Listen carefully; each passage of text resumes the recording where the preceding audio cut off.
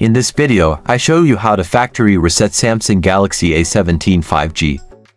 Before resetting the phone, fully charge the battery, connect the phone to a computer or laptop that must be turned on, with a data cable.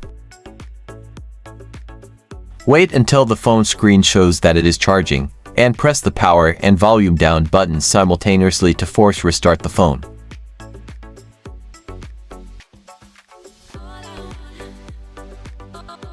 I'll give you a hint. Some phones vibrate briefly when they restart.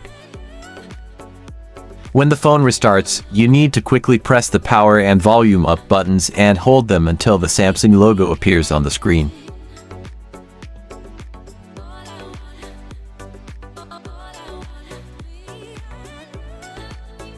In recovery mode, use the volume buttons to navigate and the power button to confirm.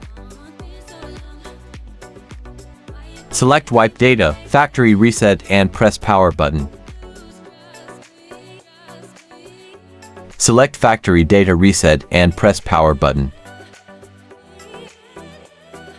All data is deleted and settings returned to factory settings. Be careful the Gmail account is not deleted.